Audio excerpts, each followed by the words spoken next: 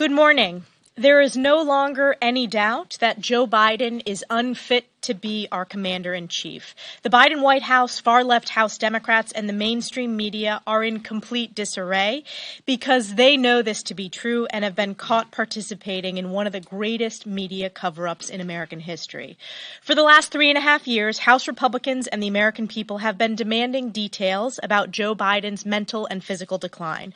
But every time we raise these legitimate concerns, far-left Democrats and their loyal stenographers in the mainstream media rushed to Biden's defense, claiming that the clearly diminished Joe Biden was as sharp as ever and accusing us of peddling conspiracy theories. The cover-up is over and accountability is here. For years, House Republicans have known that Joe Biden is unfit for office. We also know that he will go to any lengths to maintain his grip on power. This is why it is so crucial that we take every possible measure to ensure that the 2024 presidential election is free from election interference and is constitutional.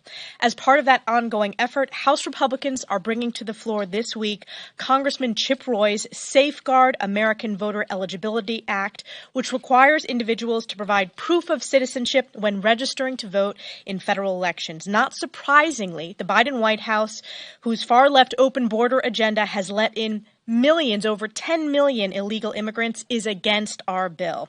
This is a very simple and logical concept rooted in the Constitution. Only American citizens should vote in American elections. Also this week, House Republicans are moving Mary Miller's CRA to stop Joe Biden's radical efforts to roll back women's rights and change Title IX to allow biological men to access women and girls' bathrooms, locker rooms, and sports. Next week, we are looking forward to uniting in Milwaukee behind President Donald J. Trump's America First agenda, which created the greatest economy in generations, the securest border in modern history, the lowest gas prices in years, and peace through strength around the world. With that, we're honored to be joined by Chip Roy, who is leading the SAVE Act this week on the floor. Chip. Well, I want to thank Chairwoman Stefanik. I want to thank the entire Republican leadership team, particularly the Speaker. Republicans are united. We are united behind a simple notion that I think at least 81% of Americans, maybe as high as 87%, depending on which poll you look at, believe in a simple concept, that only American citizens should vote in American elections, as Allege just said. Not surprisingly, our Democrat colleagues, in particular the President, yesterday in his statement of administration policy, take a different view. They don't believe that we should require only citizens vote. Our legislation is very simple. It's already unlawful, as our Democratic colleagues like to point out, for non-citizens to vote. But unfortunately, we don't have a mechanism for ensuring that that is the case because the courts have interpreted the law to prevent that. So our legislation simply fixes that. Our legislation provides for ample avenues for American citizens to be able to vote. In no way will Americans' right to vote be hampered, but instead we will ensure the integrity of our elections by requiring that we have documentary proof of citizenship to vote. Like, this is simple. You either want to preserve and protect what it means to be a citizen in the United States and preserve and protect this great country and do what the vast majority of Americans want to do, and that's what Republicans want to do, or you go down the path that our Democrat colleagues want to go down, which is to try to continue to prop up open borders and the efforts to, frankly, undermine the integrity of the elections by allowing people to vote who have no business voting and making the decisions for our country. I'm really proud of the work that Republicans have done on this. This is very simple, and I think the American people will see it for exactly what it is. Republicans who want to stand on the side of the average, hardworking American family who simply wants their country back. That's what this legislation does, and we'll see what happens on the floor of the House. I hope all Republicans will support it. I expect they will, and we'll see what Democrats do in the face of a president who clearly is standing against the will of the American people, that only citizens should vote. Thanks, Chip. It's a big week for House Democrats. They have to figure out what they're going to do about Joe Biden, who recently proved to the world what Republicans have been saying now for years. He's not fit to be president. And they have to twist themselves into a pretzel to explain why they're advocating for letting illegal immigrants vote in our elections. Let us be clear. Only American citizens should have a say in American elections. It's sad that today's Democrat Party has gone so far that this needs to be clarified. No amount of spin changes the fact that Congressman Chip Roy's SAVE Act, which I'm proud to co-sponsor, is simple. It protects American citizens' right to vote by requiring proof of citizenship for voter registration and the removal of non-citizens from voter rolls. Safeguarding our elections should not be a partisan issue. But the Democrats are hell-bent on making it one because it's part of their grand design. First, Joe Biden and the Democrats allowed over 10 million illegal immigrants to invade our country. Now they're opposing efforts to prevent these illegals from voting in federal elections. Don't just take my word for it. Democrats' House leadership has launched a united effort against the SAVE Act. And the Biden administration came out with a statement against this common sense bill as well. If illegal immigrants are not voting in our elections as Democrats contend, then why are they working so hard against this bill? It's no secret what their motives are. And it should be alarming to every American, regardless of their politics. And by the way, there is evidence out there that shows non-citizens have been on voter rolls and voted in U.S. elections. While Democrats work for illegal immigrants, House Republicans are going to continue to work for the American people. Our message, again, is simple. American elections are for Americans only. And with that, I turn it over to our leader, Steve Scalise. Thank you, Whip. It's interesting to watch the Democrats right now expressing disdain over Joe Biden's performance at the debate. Let's be clear, first of all, the reason so many people are recognizing that Joe Biden did so poorly is because President Trump did so well in the debate. President Trump actually articulated how we can get this country back on track, how we can get back to a place where under President Trump we had a secure border that we no longer have. We had low interest rates where people, a first-time home buyer, could actually afford to go buy their first home, which we don't have today.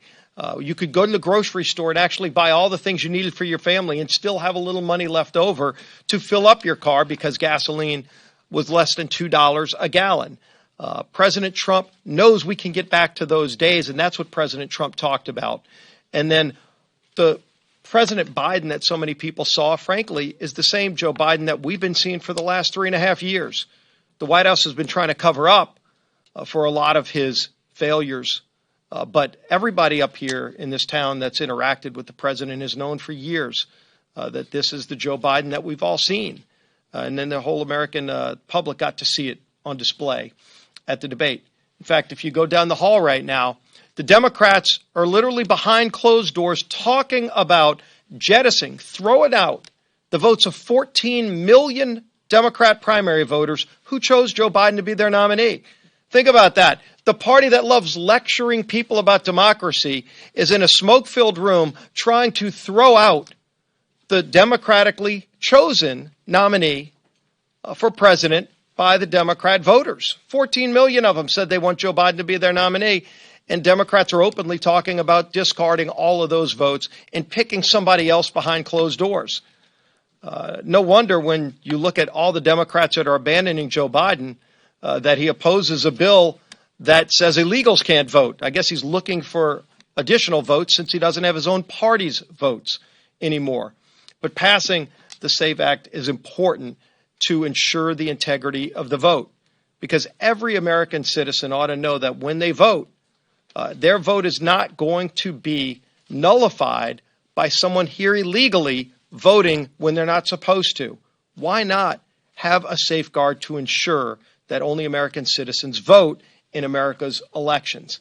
And so that's what this important bill is going to do that Chip Roy is bringing forward. A lot of work went into this by a lot of people to make sure that this bill achieves that purpose, that we protect the integrity of the vote well in advance of the election that's coming up in November. And I think you're going to see active participation by millions of Americans, maybe record numbers of Americans who are going to be voting in this election because so much is on the line. So much for hardworking families who are struggling under this failed Biden agenda, who cannot afford another 4 years of Joe Biden's America. They know that President Trump can deliver a better America because he's already done it, and he's ready to do it again. And we're going to also, by the way, protect the integrity of women's sports. We're bringing Mary Miller's CRA that reverses a Biden-era regulation that eviscerates Title IX. President Biden wants to get rid of women's sports, getting rid of women's locker rooms.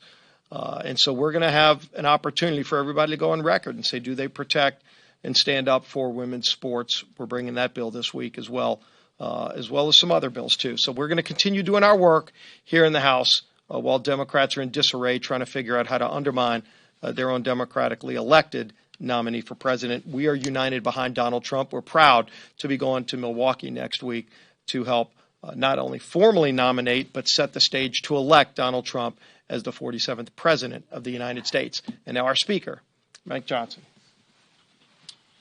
Thank you, Mr. Leader. Thank you all for being here on what is, I believe, the smallest crowd ever assembled for a Republican press conference. I don't know where everybody is this morning. Oh, they're chasing down the Democrats for a change. This is a really interesting phenomenon. And the reason it's so noteworthy and the reason that most of the Hill press are following the Democrats around now, we had almost no one outside our conference meeting this morning. Normally, you're all there gathered in the hallways. They're busy because they're chasing down our Democrat colleagues and asking them about Joe Biden's mental acuity and their efforts to cover it up. And that's what it's been. I mean, we could give you example after example after example. It's all on tape. It's all on record. Everybody knows it. Democrats, our colleagues, for 3.5 years have been covering up this glaring problem. The staff in the White House have been covering it up, and so have the Democrats in Congress. Just last month, I brought a couple of examples. Representative Dan Goldman said Biden was sharper than anyone he'd spoken to and that he has, quote, a photographic memory, unquote. Representative Eric Swalwell said that Biden put many of us to shame with his energy. I mean, there are example after example after example, leading Democrats and noteworthy Democrats on the Hill who have not been in the dark about this. They've been saying things I think most of them understand is simply not true, and they've misled the American people. And this is dangerous. We have the NATO summit going on, the 75th anniversary of NATO here, all of our guests from around the world.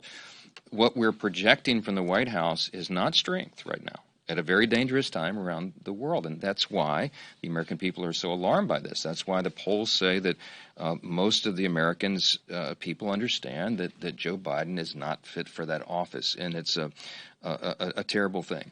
The Democrats have misled us, and they need to be held accountable for that.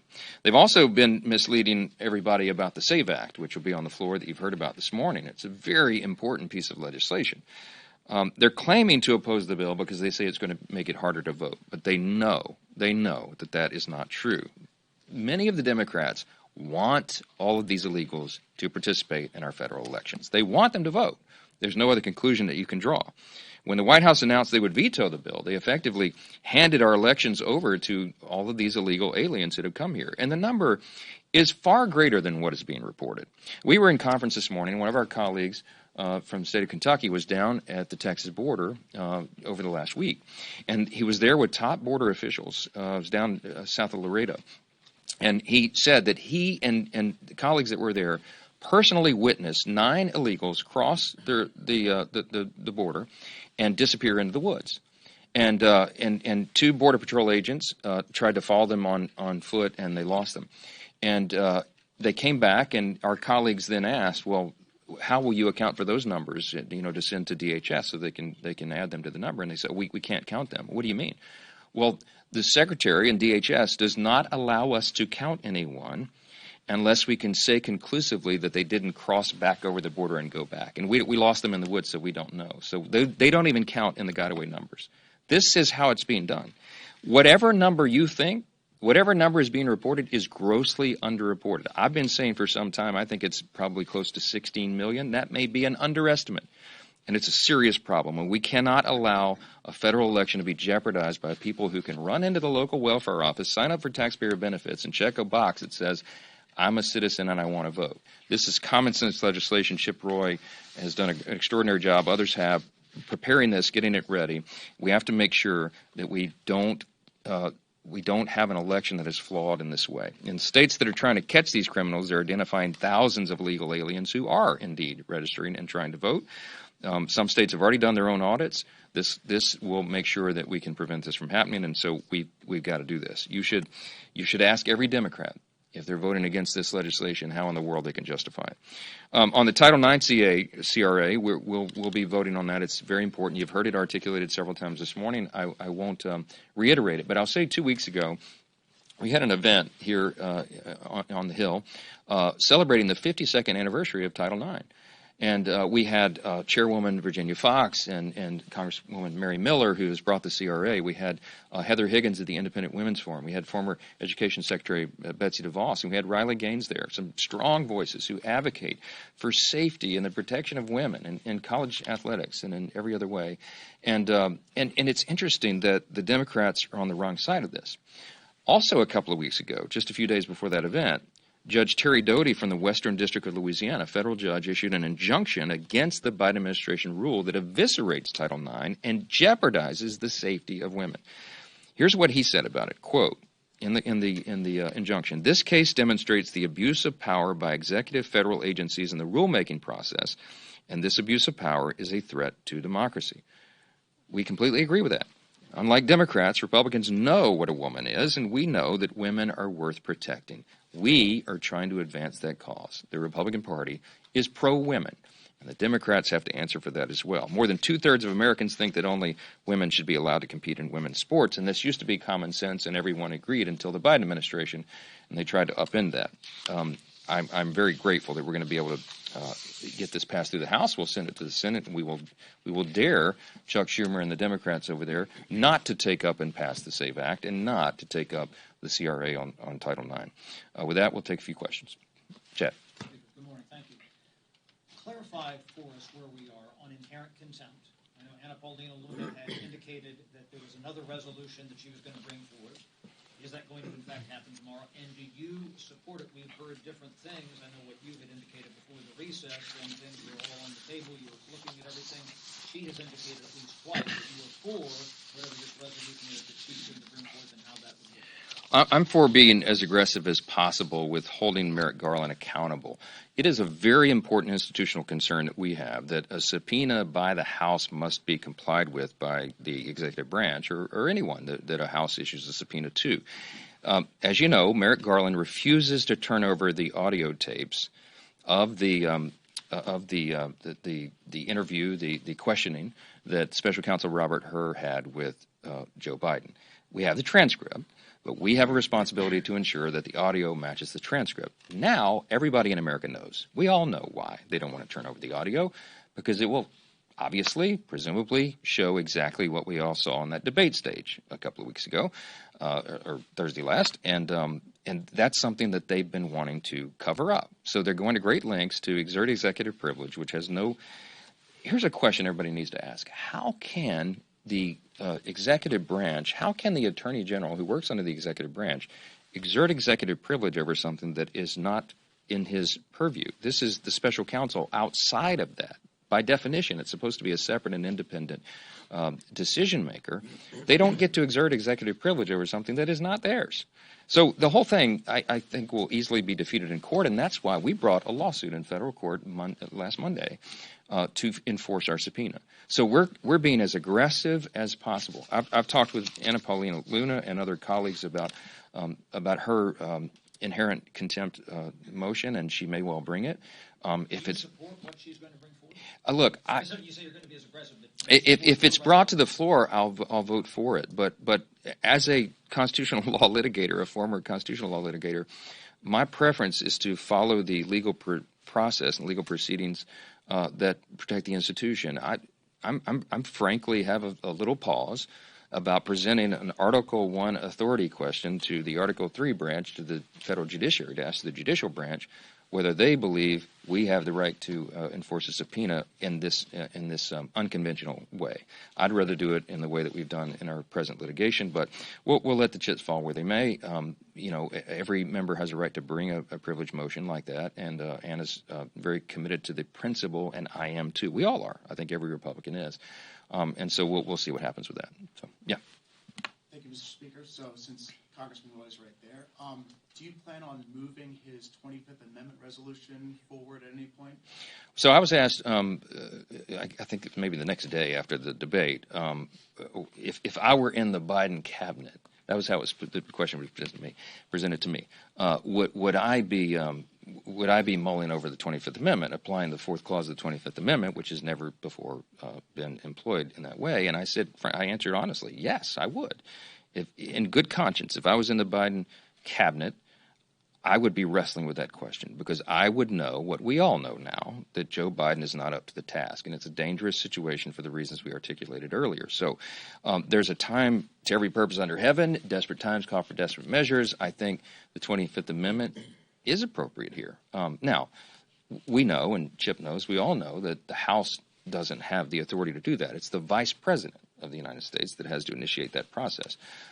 We don't have any involvement unless there's a disagreement between the president and what the vice president and the cabinet decide. So we're far away from that eventuality. But I think the notion that the 25th Amendment would be appropriate here is something that most Republicans and, frankly, most Americans would agree with if they understood the process and how that works. And I think you'll hear a lot more talk about it.